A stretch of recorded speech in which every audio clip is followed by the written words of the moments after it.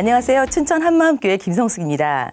이름처럼 성숙하지 못하고 미숙한 생각과 삶으로 미운 오리처럼 살았던 제가 예수님의 부활로 살아계신 하나님을 만나 진짜 신부님 백주였음을 알게 되면서 모든 문제가 해결되고 진리로 자유해진 간증을 나누고자 합니다.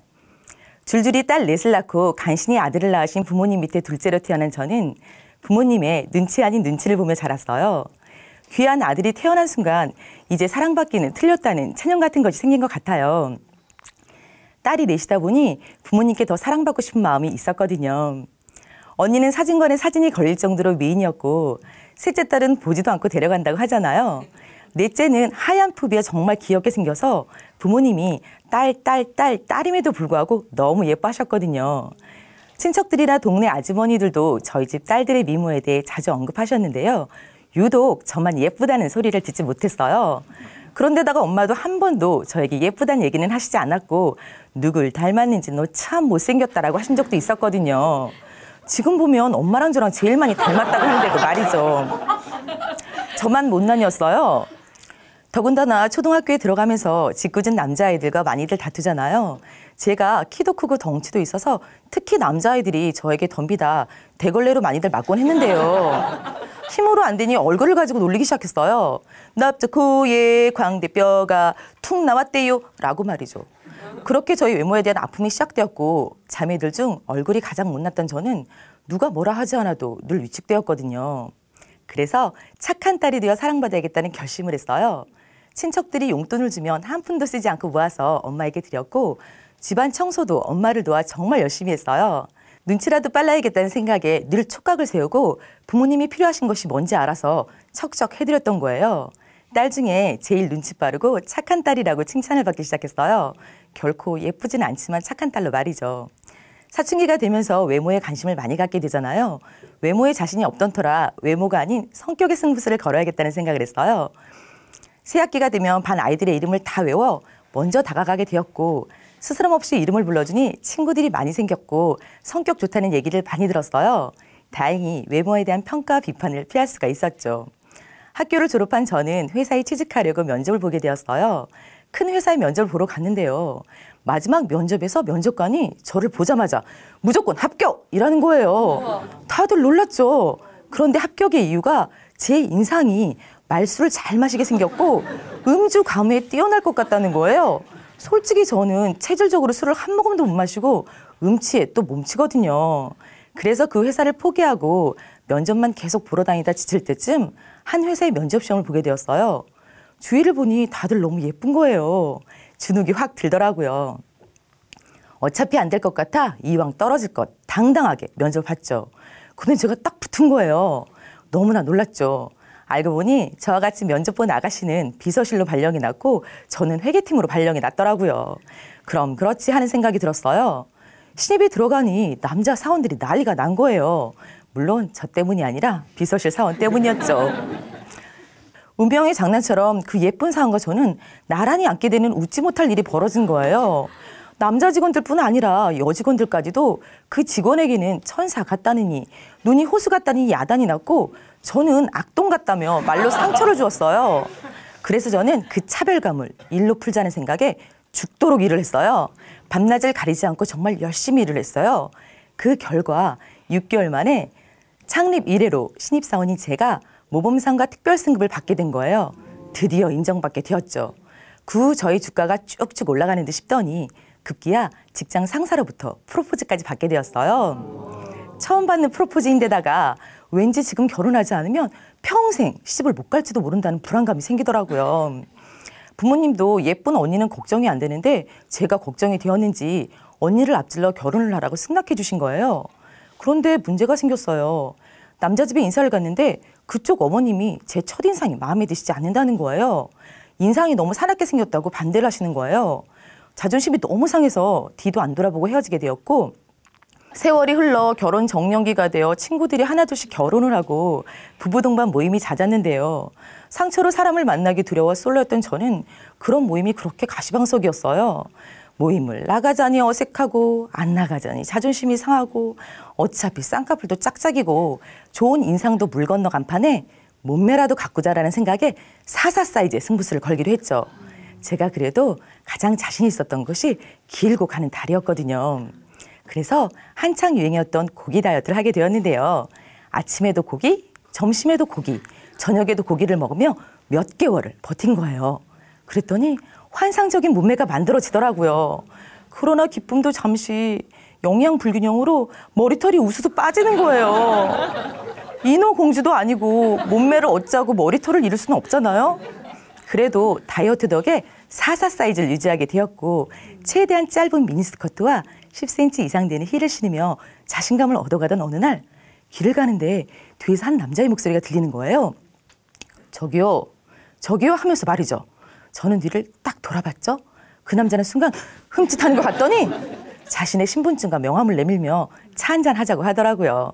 그 후로 몇 명의 남자가 저를 따라오는 일이 있었어요. 몸매 덕으로 자신감 충전을 받은 저는 전부터 알고 지내던 사람의 대시로 교제를 시작하게 되었고 이번에는 잘해서 결혼까지 해야겠다는 생각을 했어요. 그러나 생각처럼 되지 않았어요. 이번에도 인사를 갔는데 광대뼈가 너무 나와서 팔자가 세 보인다며 인상을 보니 부모님께 잘할 것 같지도 않다고 하시는 거예요. 어떻게 이런 일이 두 번이나 생길까 하고 마음에 낙심이 되며 사람을 겪어보지도 않고 외모로 판단을 하니 저는 또 한 번의 상처를 받고 우울증에 시달리게 되었어요. 급기야 우울증이 심해지니 죽어버려야겠다는 생각을 하게 됐어요. 자살을 하려고 하니 겁도 나고 자살을 하면 천국에 갈 수 없다라는 생각에 차라리 죽을 용기로 성형수술을 하자는 생각이 들었어요. 성형을 하다 죽으면 자살은 아니니 지옥 가진 않겠지라는 생각을 한 거죠. 그래서 강남의 유명한 성형외과에 문을 두드렸어요. 성형외과에 갔는데 유명한 여배우와 딱 마주친 거예요. 진짜 예쁘더라고요. 아, 이 배우도 여기서 성형을 했구나 생각되어지니 그 병원이 무한 신뢰가 가더라고요. 상담을 받는데 의사는 광대뼈를 깎고 코를 세우자고 견적서를 내밀었어요. 그리고 수술 과정을 설명하는데 정말 끔찍한 거예요. 머리카락이 있는 부위를 절개해서 얼굴 피부를 벗긴 다음 광대뼈를 톱으로 깎고 코를 세우고 다시 피부를 당겨 머리카락 사이로 꿰맨다는 거예요.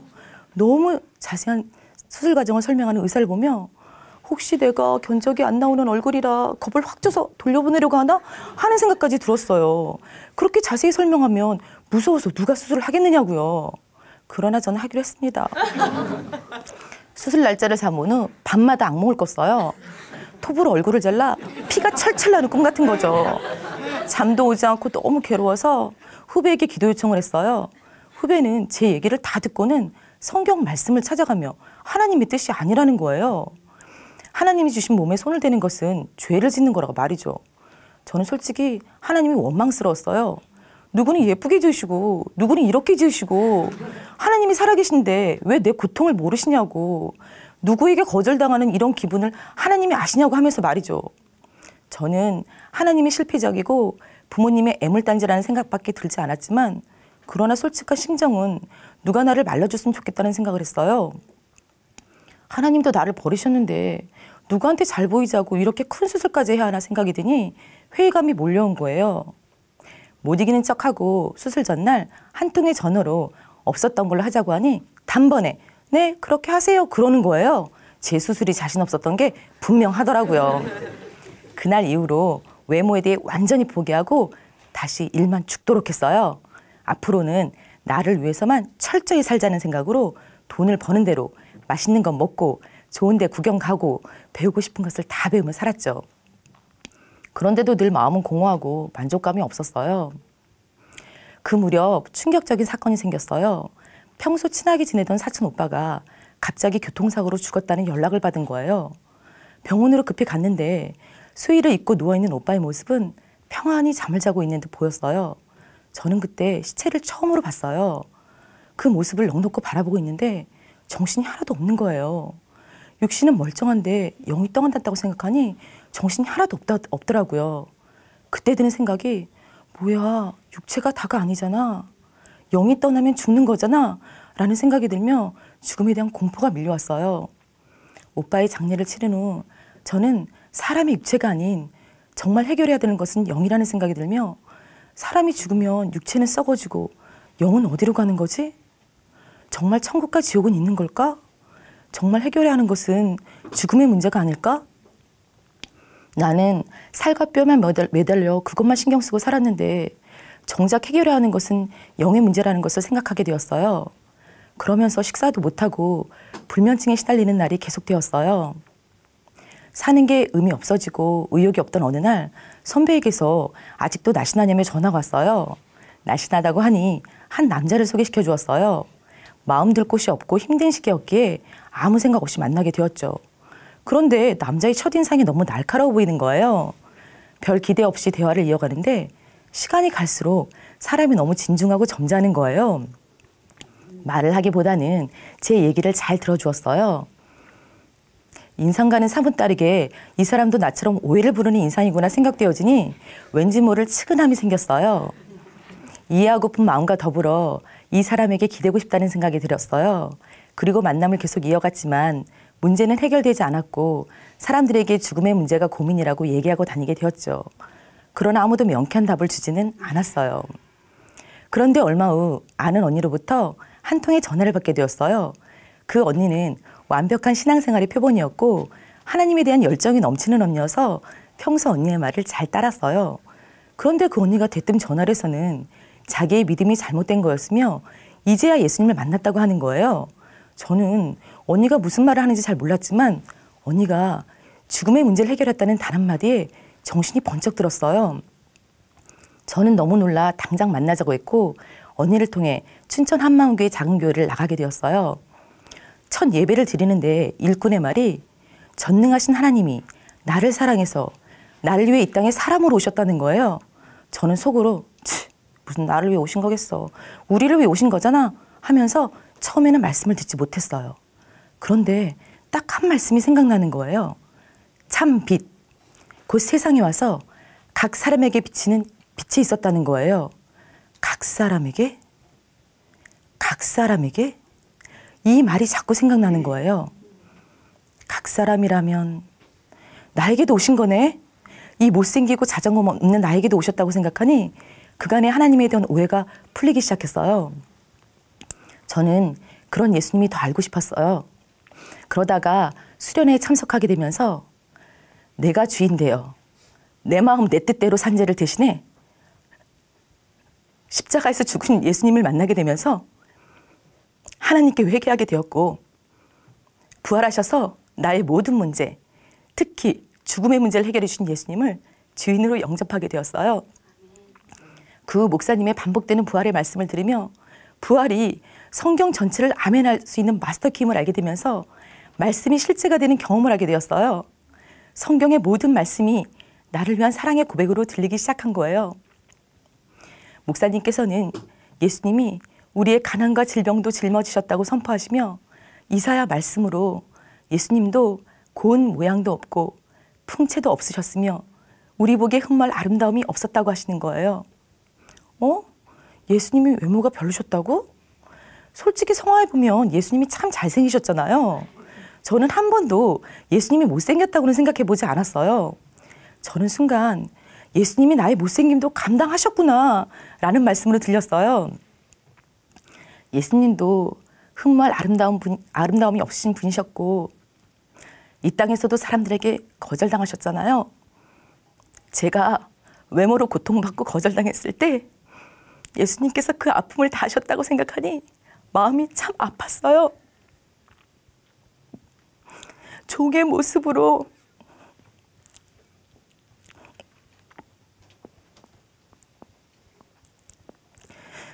모습으로 오셨구나. 하늘 보자 버리고 오신 예수님이 너무 감사하기도 했지만 정말 그 사랑이 감당이 되지 않았어요. 당신이 지으신 피조물이 욕하고 저주하며 원망하고 거절할 것을 아시며 오신다는 것이 그런 사랑이 세상엔 없는 거잖아요. 이 모든 말씀이 부활이 선명해지니까 더욱 실제가 되며 부활체까지 사모하게 되었어요. 엠마오로 가는 제자들이 부활하신 예수님을 못 알아보는 말씀을 읽으며 부활체는 다른 거구나. 이 땅의 모습과는 다른 것이구나. 그래서 초대교회 믿음의 선배들이 더 좋은 부활체를 사모하여 극형을 마다하지 않았구나라는 말씀이 깨달아졌어요. 외모에 대한 인생의 방황이 완전히 끝났습니다. 더 좋은 부활체를 얻기 위해 육신이 있을 때 주를 위해 사는 것만이 가장 지혜로운 자이며 부활하셔서 나의 주인이 되셨으니 염려할 것도 누릴 일도 없기에 더 이상 세상 누구에게도 기댄다는 것은 무의미한 일이 되었어요. 사람에게 기대렸던 것은 아니라는 생각에 만나던 남자에게 즉시로 복음을 전하며 매주 교회를 다닐 것이며 만약 나와 결혼을 할 생각이면 11조와 제사 문제를 해결하겠다는 각서를 쓰라고 했어요. 못할 거면 헤어지자고요. 솔직히 그 남자가 저랑 결혼하자고 한 것도 아닌데 말이죠. 그런데 신기한 것은 그간 좋다는 표현도 잘 안 하던 그 남자는 그로부터 매주 저를 춘천으로 실어 나르는 거예요. 그때는 새길이 나지 않아서 여름휴가 때는 7시간씩 걸리는 날도 꽤 있었거든요. 그 사람은 쉬지도 않고 운전을 하고 저는 피곤하니 뒷좌석에서 신문을 덮고 자면서 왔죠. 그 모습을 지켜보는 일꾼 언니는 결혼해도 좋을 것 같다는 얘기를 해주었고 그 남자는 남편이 되었습니다. 물론 부모님의 반대도 없었어요. 인사를 갔는데 아버님이 저를 보시며 인상이 낯설지 않고 너무 좋다며 흡족해 하셨고 며느리로 받아주시며 감사해서 잘 섬겨드려야겠다는 생각을 했어요. 예수님의 사랑으로 섬겨드렸더니 수십 년간 드렸던 제사를 없애고 추도 예배로 바꾸기까지 하셔서 너무 감사했어요. 저는 미운 오리인 줄 알았어요. 그런데 하나님 보시기에 존귀하고 아름다운 백조였던 거예요. 제 신분이 알아지니 이제 해야 할 일은 오직 복음을 전하는 일이 되었어요. 예수님을 만나고 그 사랑의 마음이 너무 뜨거워지니까 직장 동료들에게 복음을 전하게 되었고 한두 명 모여서 드린 예배가 7명이 되면서 신우회가 만들어졌어요. 같이 직장을 다닌 동료는 지금까지도 작은 교회를 섬기는 충성된 일꾼이 되었고요. 얼굴이 하얗고 귀여운 막내 동생은 작은 교회를 섬기는 지체로, 제부는 공동체와 연합하여 모교 강당에서 학교 후배 수백 명에게 부활의 복음을 전하는 일꾼이 되어 지금까지 섬기고 있어요. 전철을 타고 가다가 우연히 만난 예전에 유명한 탤런트에게도 복음을 전해드리는 일도 있었고요. 복음을 전하고 제자 삼고 양육하는 것이 사명이기에 아파트 이웃들에게 복음을 전해 작은 교회를 세웠는데요. 외모 때문에 오해를 사서 처음에는 좀 힘들었지만 외모도 예수님의 사랑은 어쩔 수 없었어요. 요즘은 학습 슈터 일을 하고 있어요. 매주 아이들을 만나 수업을 하게 되는데 한 아이가 저희 툭 튀어나온 광대뼈를 보며 선생님 이 속에 뭐가 들어있어요? 라고 물어봐요. 예전 같으면 얼굴이 달아오르고 부끄럽다 생각했었을 텐데요. 이제는 이렇게 말을 해요. 선생님 불에는 놀라운 이야기가 들어있다? 한번 들어볼래? 하면서 부활하신 예수님을 소개해요. 또 탤런트인 한 아이는 어릴 때부터 연기를 해서 사람들의 표정을 잘 읽는다고 해요. 그런데 그 아이가 선생님은 진짜 예쁘신 것 같아요 라고 해요. 늘 표정이 밝고 신나게 사는 게 선생님을 예뻐 보이게 한다는 거예요. 제가 예수님 때문에 이런 사람이 된 거죠. 오늘도 부활하신 예수님이 나의 주님이시기에 너무 행복한 하루를 시작합니다. 예수 부활, 나도 부활. 감사합니다.